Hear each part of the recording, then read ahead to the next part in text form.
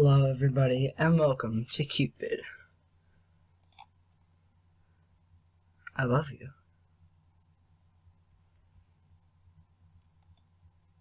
I love you. I love you. I love you. There's no need to explain, it's only natural. A mother loves her daughter more than anything else in the world. He hates you, doesn't he? The whole lot of them despise you, don't they? Chasing you into the forest and gulling a hole into your leg. Oh, gouging. I'm so stupid. All because you smiled at their husbands. And you know what? You deserve it. You freak. You disgusting, horrible, filthy little girl. Didn't I tell you to stay away from them? You never listen. Serves you right for being the dirty girl you are. But you don't have to worry, my darling. It's alright. Even if the whole world wishes you dead, I promise you this. Your mother will always be by your side. My goodness, child, whatever has happened to you? A girl was slumped in the doorway, soaked by the rain. Her legs were covered in dirt and blood. She lifted her head upon hearing the priest's voice and stared at him with blank eyes.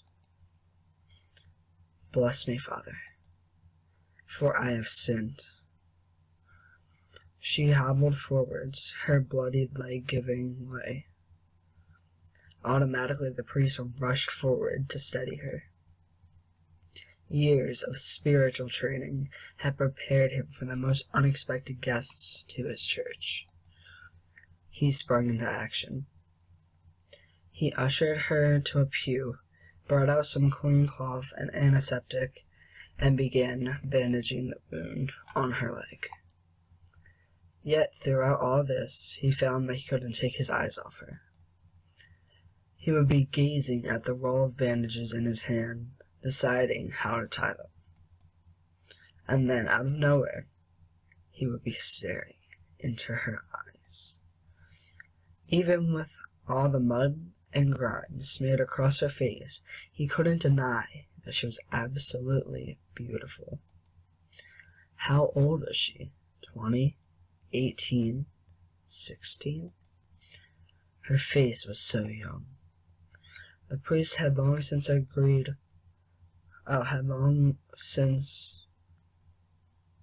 aged. There's something wrong with me right now. Past his desire for the opposite sex, but somehow something about her enraptured him. When he realized his own thoughts, he quickly steered his mind toward other matters. My child, what happened to you? She seemed to take all the time in the world before responding. He looked at me.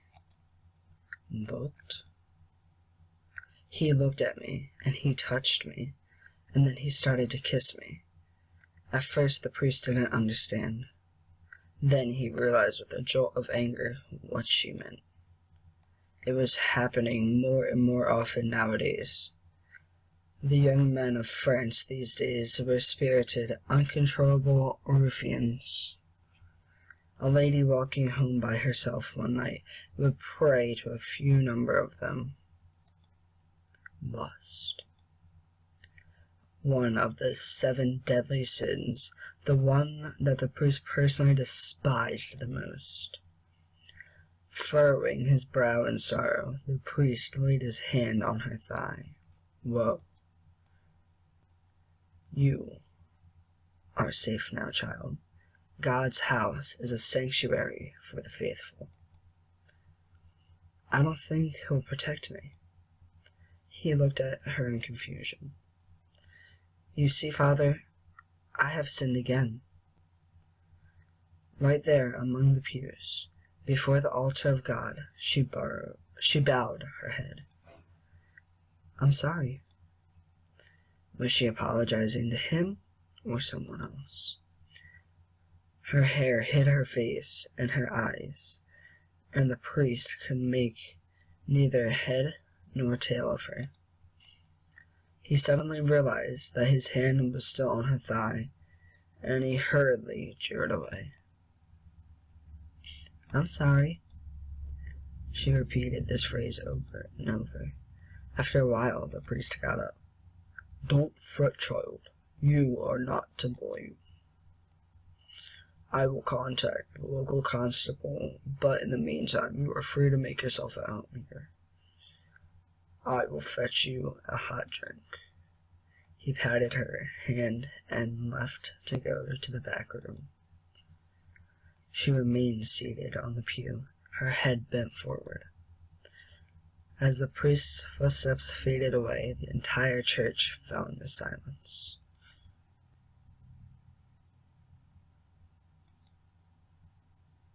Now that it was the dead of night, the clouds covered the sky. Barely a silver of moonlight filtered through the stained glass. The girl sat alone in a ring of darkness. She opened her mouth. "Now I know. If I may say my piece, surely." Yes, mother. But he is so very kind." "Haven't you learned your lesson, idiot? I fear for your safety."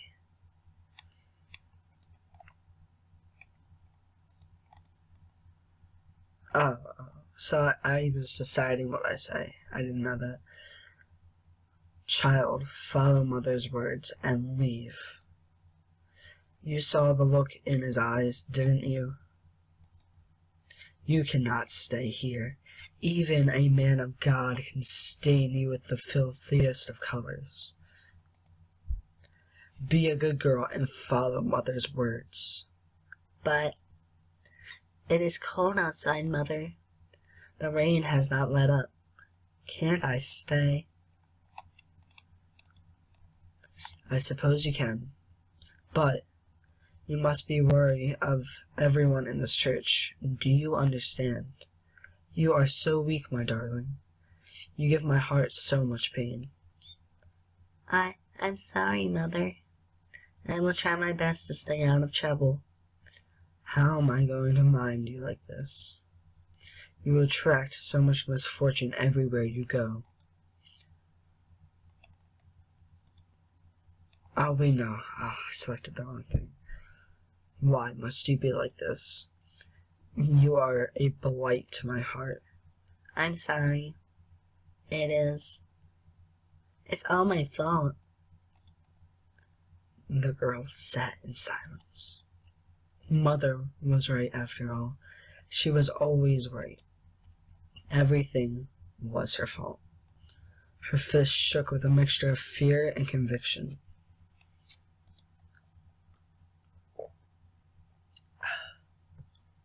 She had to do penance. Mother, give me strength. There is something I wish to do. The girl rose from the pew. In front of her was the altar, and on top of the altar was an ornately decorated cross. It was wide as her head, and the tip of the cross had been crafted such that it was razor sharp. She left the pew, knelt briefly, and then walked over to the altar. Don't tell me. You're quite sure you're doing this? The girl's arm trembled ever so slightly. What other way is there for me to atone? She picked up the cross. Oh, my darling daughter, Mother is proud of you. Slowly she brought the sharp end close to her face, so close that it hovered just above her left eye. And then she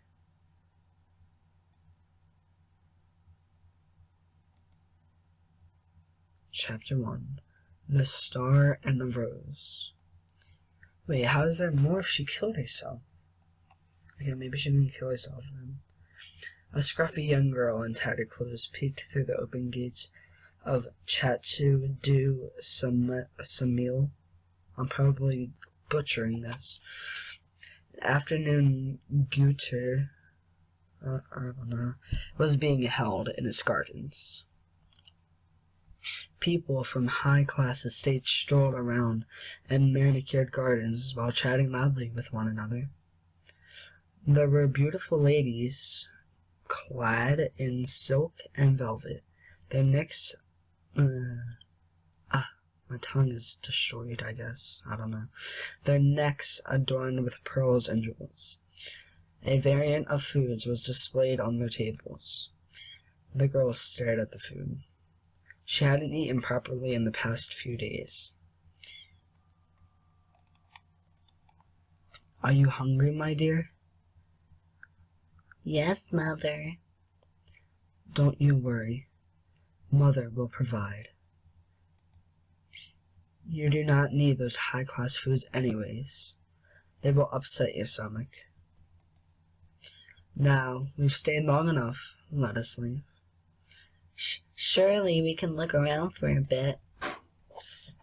It's still a little early. There was something else that called her, other than the party itself. She walked to and fro from the gates, peeking at the crowd, despite the urgings of her mother to leave. Just a tiny glance would be enough. The girl smiled at the thought of him, the owner of the chateau, the Marquis de Gaulle. I can't pronounce French words. The girl was drawn to him. He wasn't the same as other people. He seemed different somehow. Of course he did. He was so kind to her, and would always hand her food when she delivered flowers. Her heart felt at ease with him.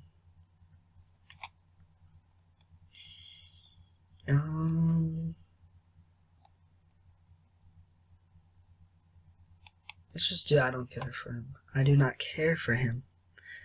But I wish you would stop ogling some man like a common whore. I just want to see him, Mother. What for? What good does his presence do you? He makes me feel that there are still good people in the world, Mother. It is hard to say, of course, dear. We do not know the real intentions people have. One can hope that real charity exists. But even good people will always put their needs first, even your precious Marquis. Don't you think that I'm a good person, Mother? Of course, child. You are special. Haven't I raised you as such? I have tried my best, my dearest. Yes, Mother. You keep me right. I love you. The girl stared at her shoes and looked around for a bit, hoping for just a glance before she left. And there he was. There was no harm in looking, she reasoned. She would never enter the Marquis' world. Let her heart be filled with hope. He turned his eyes in her direction. Did he smile at her? The girl's heart stopped. Did he recognize her? She beamed. Is this creature deaf as well as dumb? I might be, poor thing. Mademoiselle. A voice called to the rose girl. She gasped. It seemed as if somebody else had noticed her presence. She turned to leave. No, my dear. Poor little creature, don't run away. Charlotte, she stinks, don't touch her. Came to crash the party, little urchin. You hungry? Her Alright, sorry I took a little break because my screen recorder stopped recording because I can only record 15 minutes at a time. So I'm sorry if you missed something, just in case I didn't see that my screen recorder turned off right away. But nothing really happened. She was always hungry, it seemed, no matter how much or how little she ate. Encouraged by the kindness of Marquise had shown her, the girl approached the woman. She teetered towards their table. What are you selling? Look at this poor creature. Is she selling roses? These are ugly ones, but not as appalling as the rags that she is covering herself in. Are you trying your best to be this repulsive? No, don't be mean, Antoinette. Perhaps this is a commoner fashion nowadays. They laughed while walking at her and her wares. Oh my, she only has one eye. Ghastly, but I can't look anyway. I can't look away. The other lady nodded her head. Look at the sideshow attraction you mean. The freaks at the carnivals.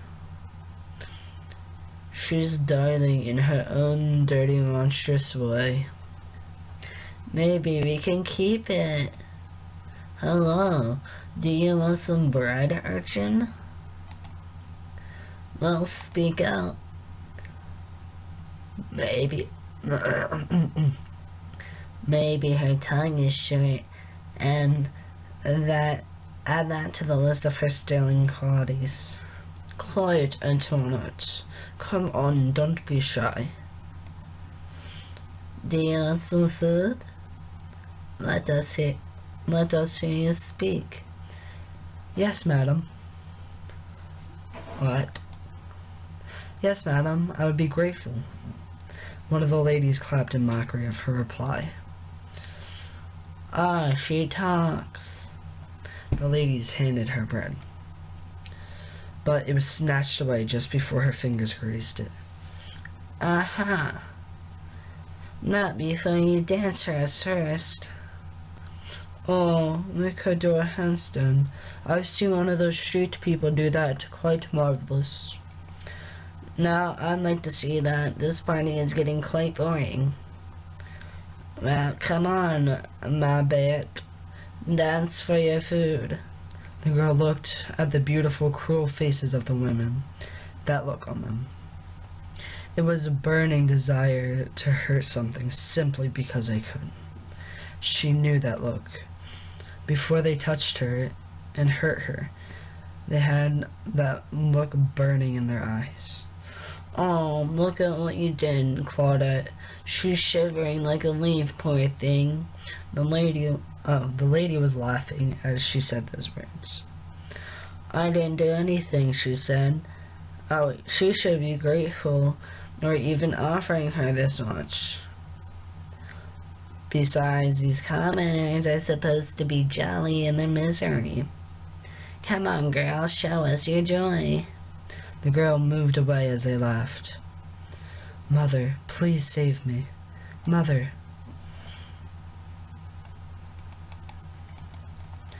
Didn't I tell you to leave, innocent child? Oh, insolent child. Now you call for me? Try to deal with the situation yourself. You have put yourself in this position anyway. I hope you learn your lesson. Hey there. A child's voice called out from behind her. It belonged to a girl around 7 with chubby cheeks and a look with curiosity in her eyes. She wore an old blue dress somewhat patched at the corners, but kept clean and tidy. She was not rich, but she had an air as if she owned the ground she stood on. Huh, another commoner. This party is absolutely teeming with them. The Marquis loves these things. Heard he picks them randomly from the street. Maybe I should get me one too. Do you think it is sessional abroad in his birth country, I mean? Persia. Persia? I'm so stupid. No. I heard he was from India.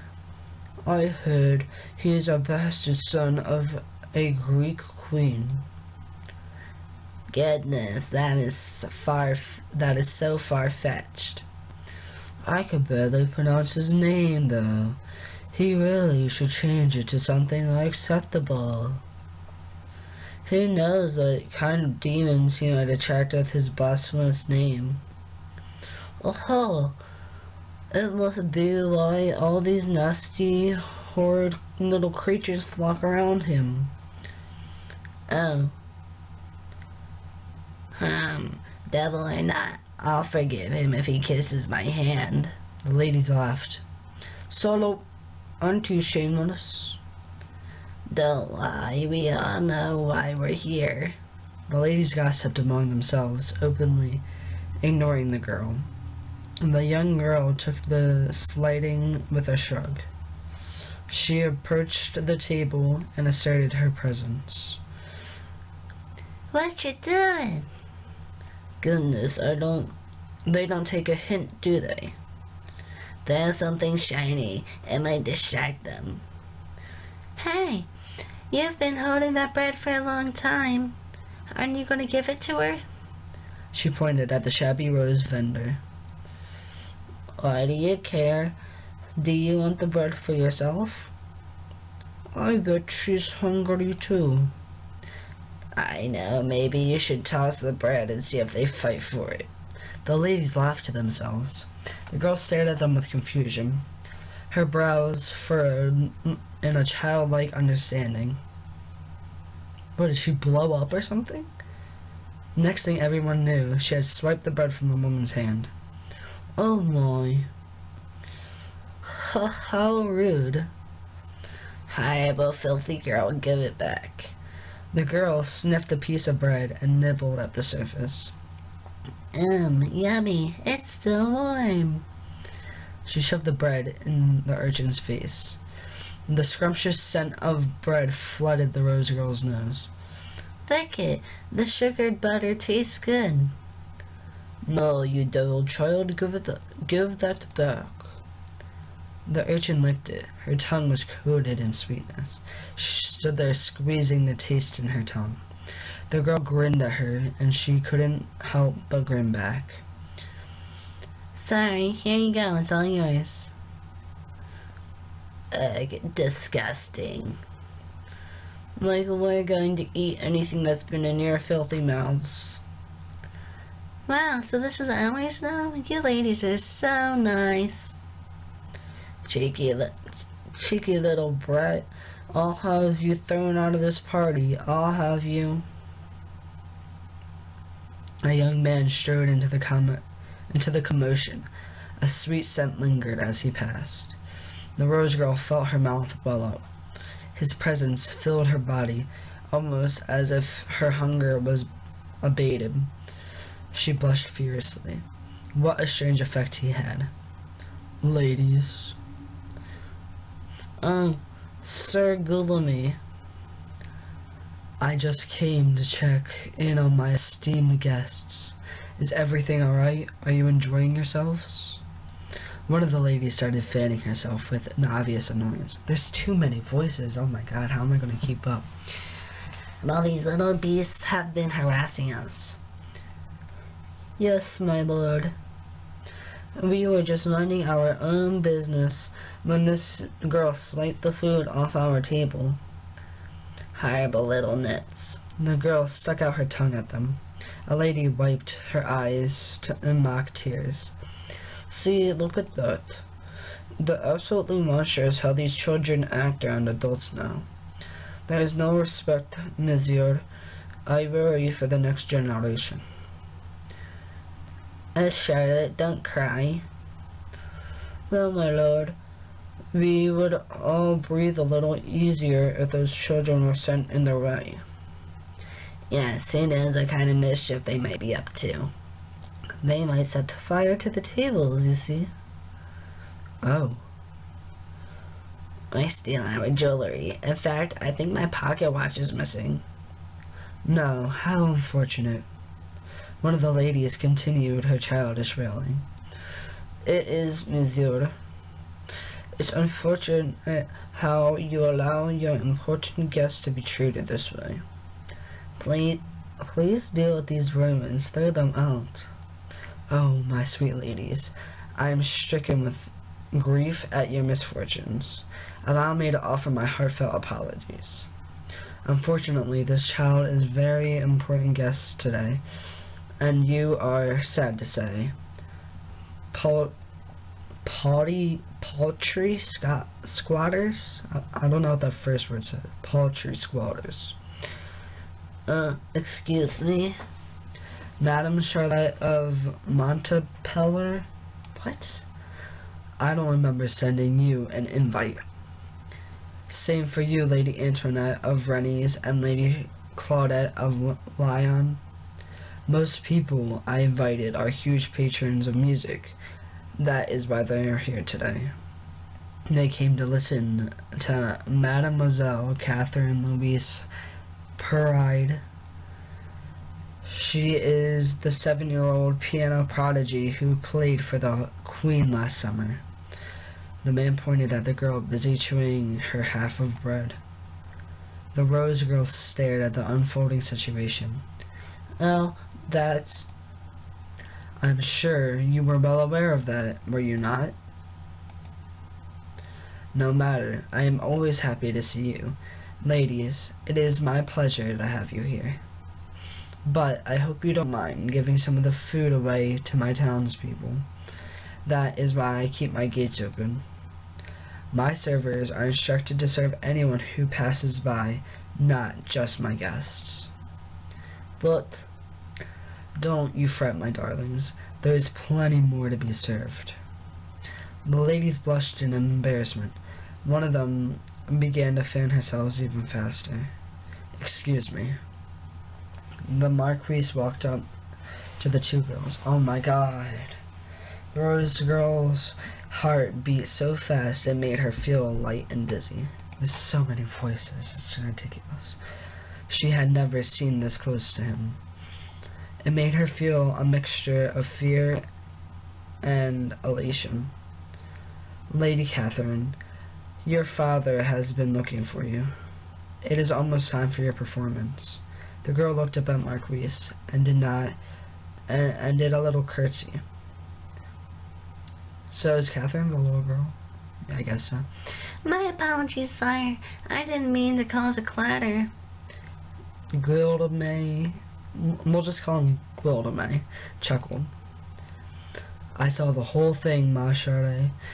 You put those ladies in their place. They were being mean to her. Gwildamay narrowed his eyes at the quiet girl. She hid behind her basket of roses. She couldn't look at him directly. He was like the sun. It hurt just to be in his presence.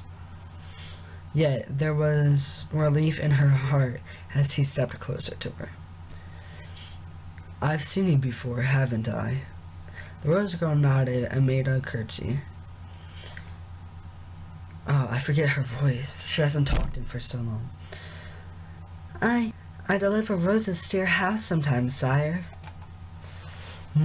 Yes, the girl with the sweetest face. The Rose girl blushed. I love your roses, by the way. They stay fresh longer than they should. You've tended to them with love. Thank you, sire. Do you have a name, young lady?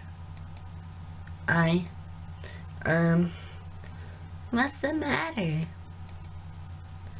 It is all right, young lady. If you would rather. Let's call her Rosa. Hmm. Rosa, it fits her. I think she forgot her name or she lost it.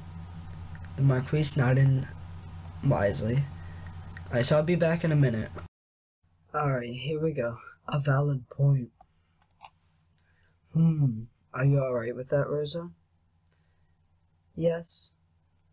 Come on, Rosa, you'll watch me play, right? Her eyes darted from the girl to Marquise. I'm sure Gilly doesn't mind. Gilly? He's really nice to me and my family, and he helps the people around town too. He won't throw you out. The Marquise held his right hand in the air as if swearing an oath. I won't. See, come on, you're invited now. You're my special guest. There's plenty of food inside too, Rosa. Please help yourself. Thank you, sire. Rosa's coming, yay! Now this is my first public performance, Rosa. I'm a bit nervous. Catherine scratched her head.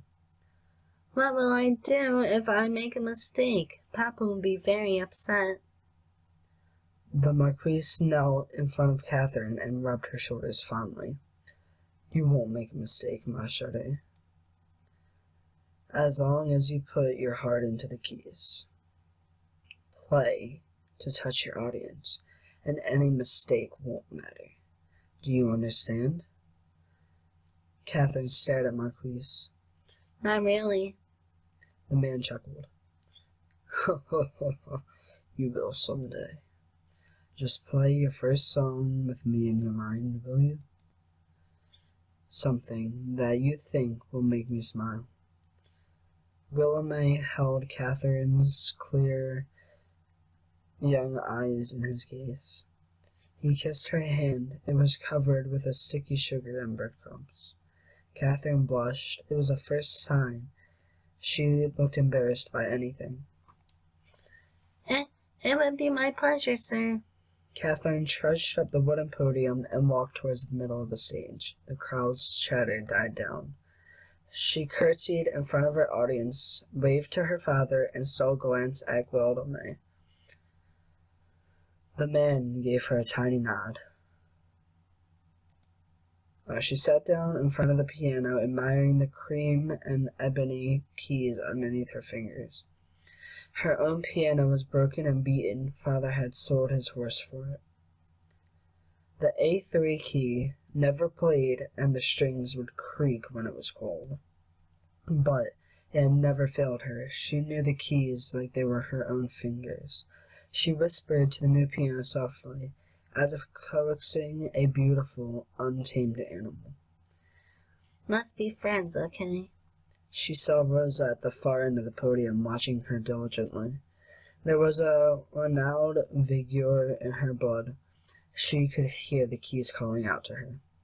A song that would make him smile. She placed her fingers on the keys. She began to play. At the ring of her first few notes, it became apparent that to the audience that this girl was something special. Here was a little girl, barely tall enough to reach the pedals of the piano, playing as if she owned it. There were times that she'd miss a note or two. That didn't matter. She played the song to make someone smile, and it touched everyone present. Her musical skill was far beyond her years. Her fingers caressed the keys as if she was making a flower crown, carefully weaving the petals. She knew the correct way to tie the leaves so they wouldn't tear like all the smart little girls did. As the piano sang under her hands, Catherine seemed to disappear right in front of the audience's eyes. She was just a vision after all. Somebody leading them down a dream. A dream of a garden, the springtime, the shade of a tree on a windy day. The couples in the audience tightened their grip on the hands of their partners. Some closed their eyes and let the music saturate their soul. Sweet memories of youth. A first love. The yawn of a newborn. Rosa's eyes shone as if she Rosa's eyes shone as she stared at Catherine. Her heart was captured by this image of her. A young girl swaying her head to the music, smiling as the notes poured out of her. She couldn't take her eye away from Catherine's glowing face. Was this happiness? Was this love? She looked like she was in love.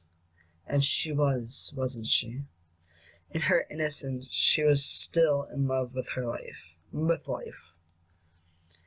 love with her family, with her pets, in love with every new discovery. She was full of hope. It was a bittersweet feeling for Rosa.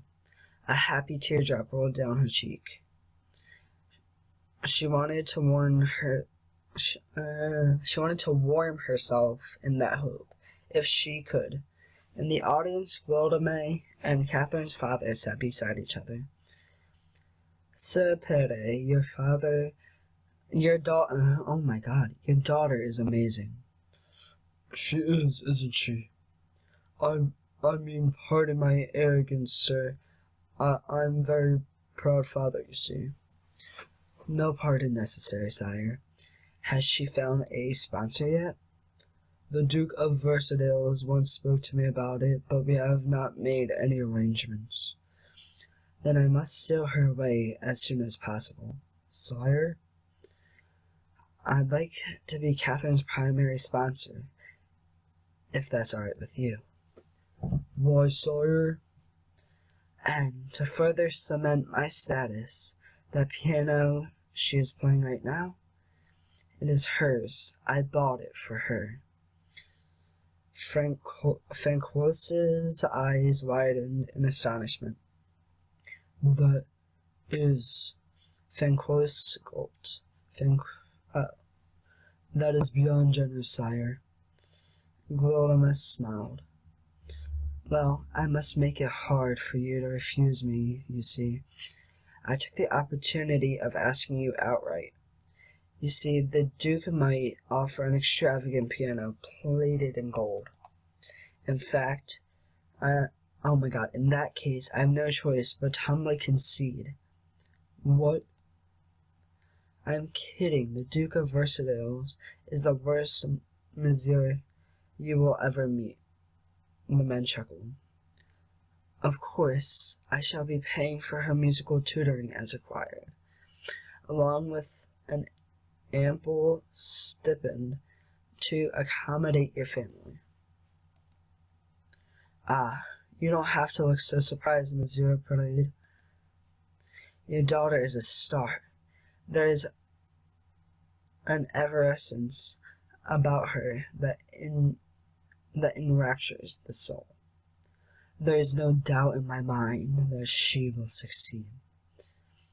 Thank you deeply, my liege.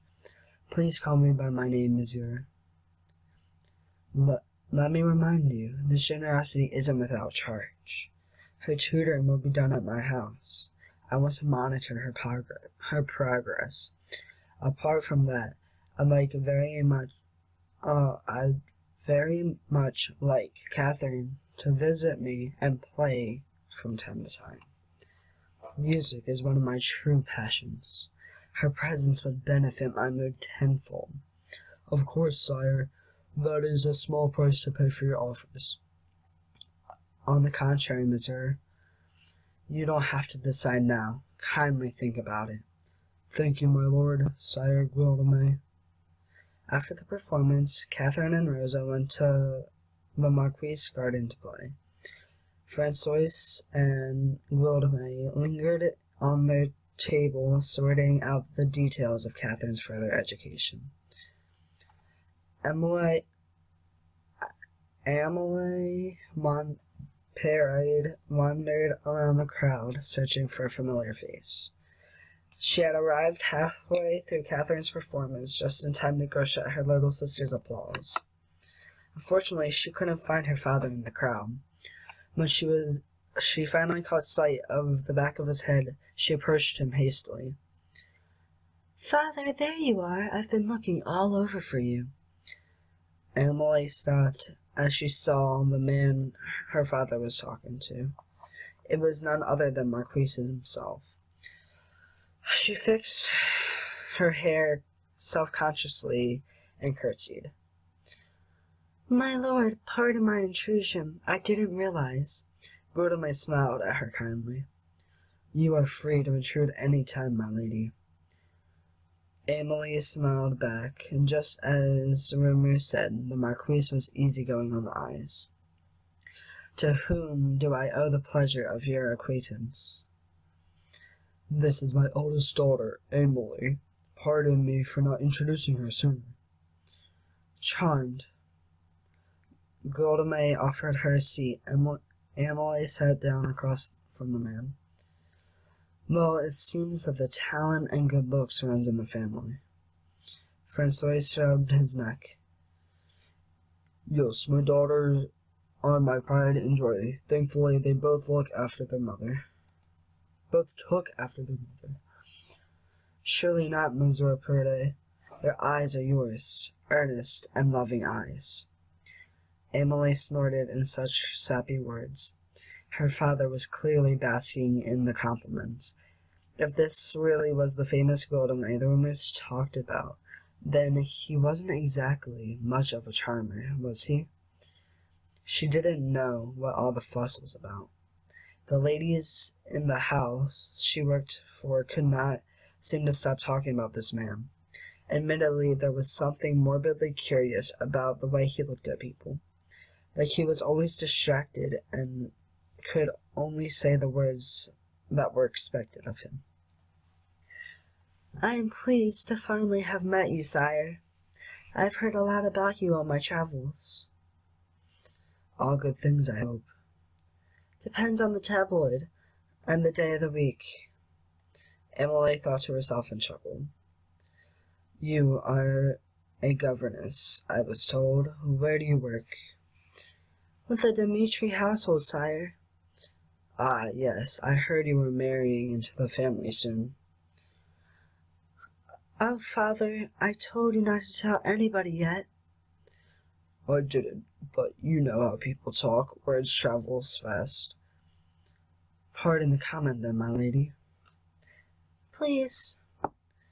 You betrothed this lucky man, I'm sure. The conversation ended through the afternoon. Small talk, musical composers, their little town. Catherine's musical background, Francois' students, Emily's work. Emily played with her napkin, offering droll opinions on the particularly droll napkin. Topics. And throughout the exchange, Emily observed the infamous Marquis de Gaulle. This was him. The audacious, shameless flirt of the royal court and tabloids.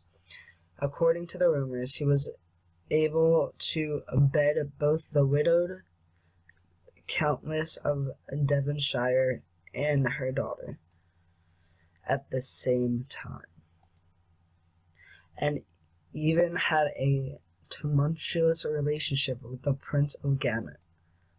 He didn't limit himself to royalty, or so the tabloids said.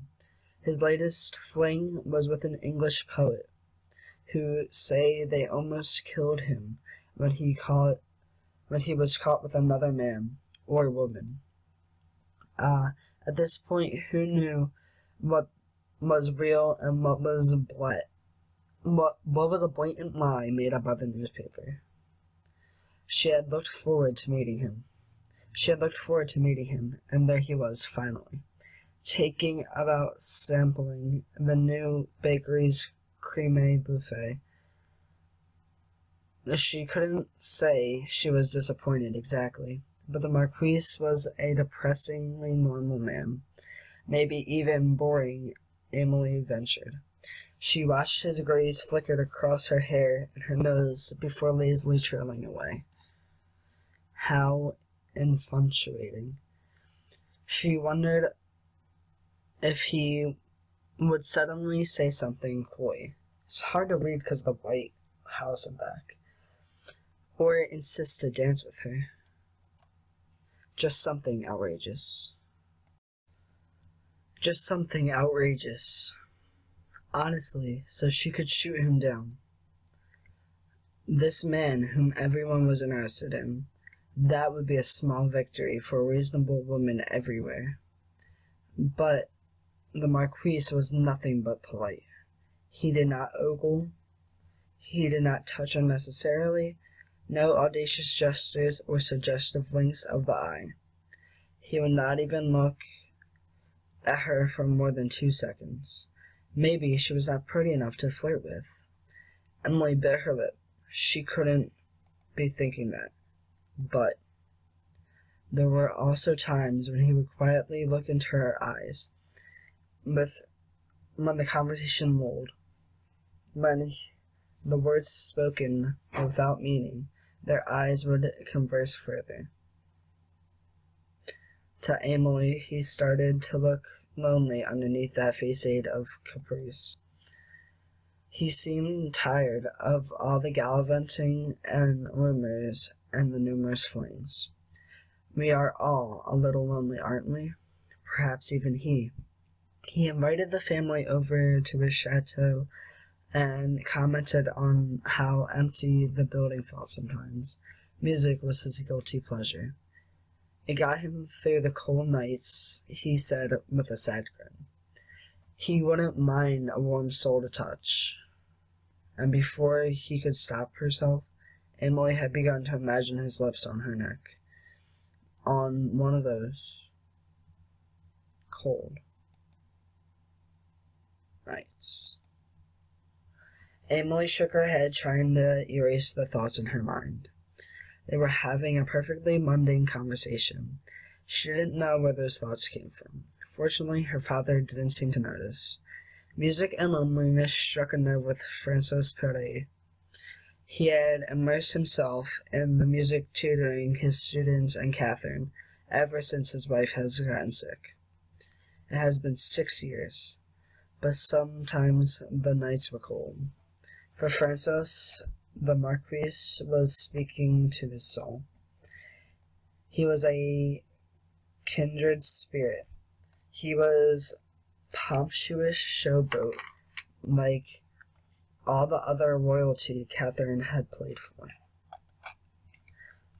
The Marquis even had a wine collection he wanted to show Francois. Such a down-to-earth, generous young man.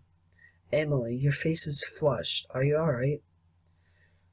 I'm fine. Just the sun, probably. This was not true, of course.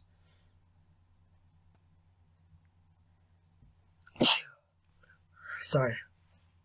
The afternoon sun had already lost most of its heat. Thankfully, Catherine provided a distraction.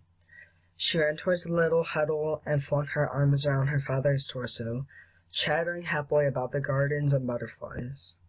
A young, ragged girl followed behind her. Emily wasn't sure how old the girl was. Her dirty blonde hair hid the left side of her face. You could see just a faint traces of scars peeking through. The surge of motherly affection caught hold of her heart. Hello there, young lady. The girl looked down at her toes, but she gave a shy smile.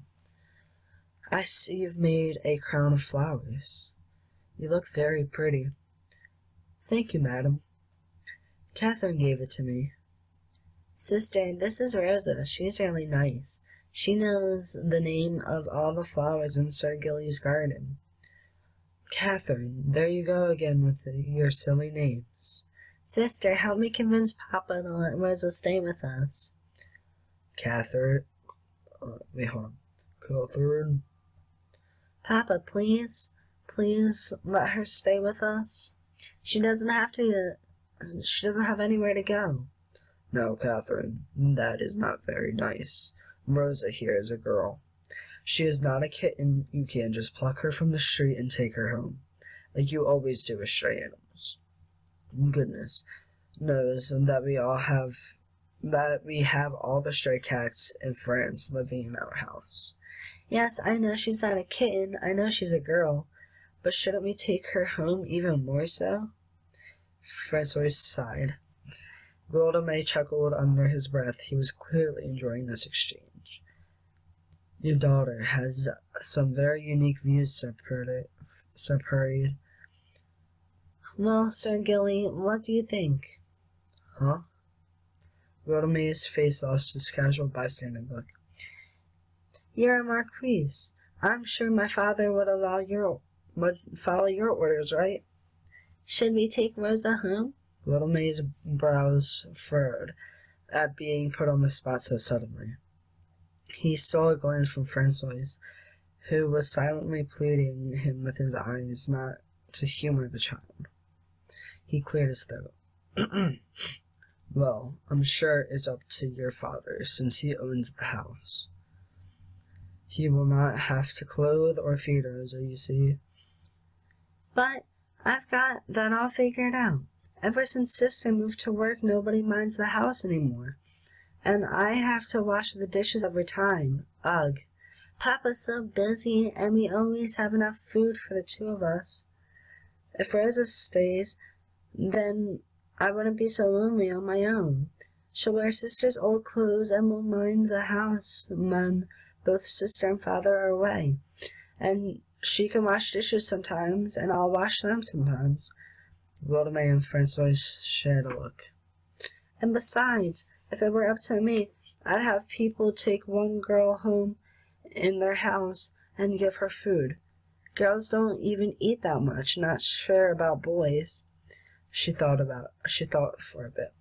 But I'm sure it's not too much that people can't take them home too.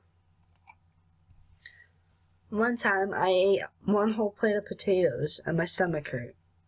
If Rosa was there, I wouldn't have eaten so much. Maybe. Wildomay couldn't help but laugh. Francois rubbed his neck in embarrassment. I'm so sorry, sire. She's very headstrong. Father, I'm sure taking Rosa in wouldn't be much trouble for us financially, yes? My new work pays better. I'm sure we can adjust. Well, about that. Perhaps if Rosa works in my household, it wouldn't be such a burden to your family, Sire Parde. Sir Gilly is great. You are truly a kind soul, sire. Not at all. I'm sure I need to help more than she needs mine. Isn't that right, Rosa? In that case, I would love to offer my home to Rosa, although I'm still worried that this is supposed to be more complacent, sire. What about her family, or her friends? Are we violating any laws, perhaps? I'm not even sure. As long as it is consensual,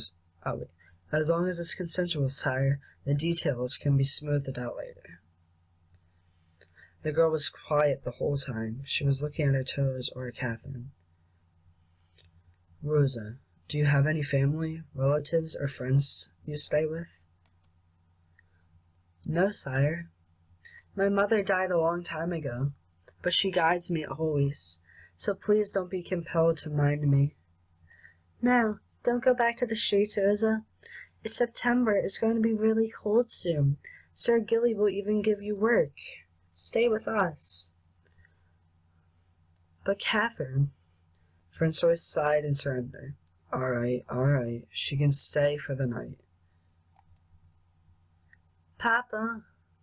Just for tonight, then we'll see if she wants to stay for longer. Catherine, you cannot hold people in their place just because you want them there. Do you understand?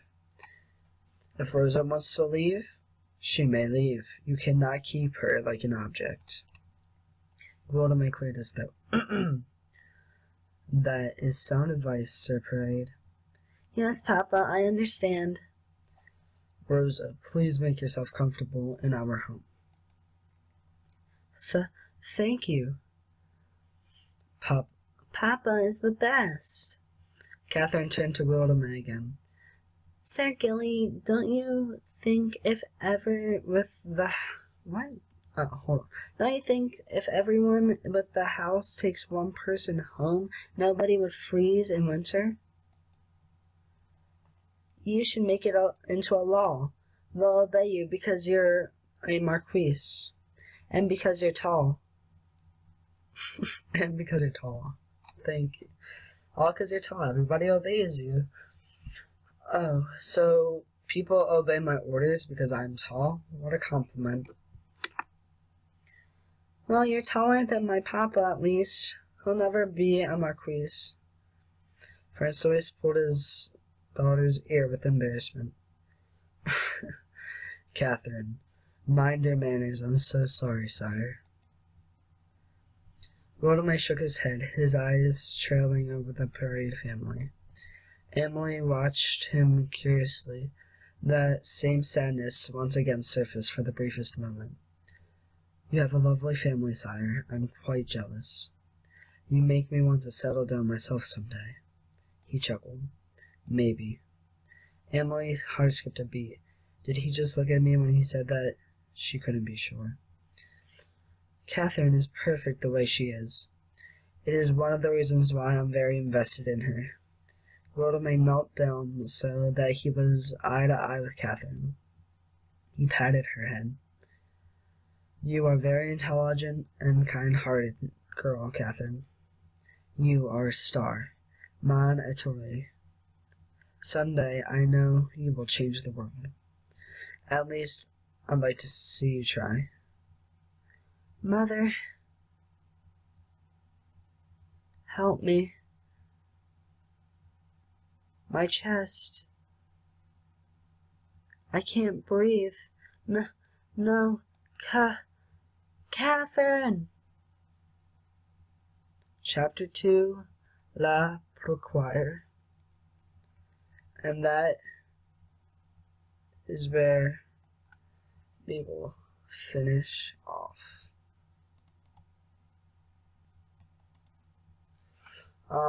So I hope you enjoyed this episode, and I'll probably make another one, even though this one is really long.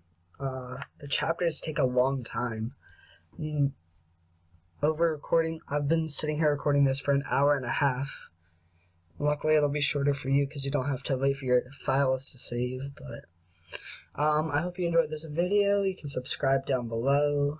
Drop it a like if you enjoyed this video. You can go down below and follow me on Instagram, Facebook, Twitter, Tumblr, Vine, and yeah.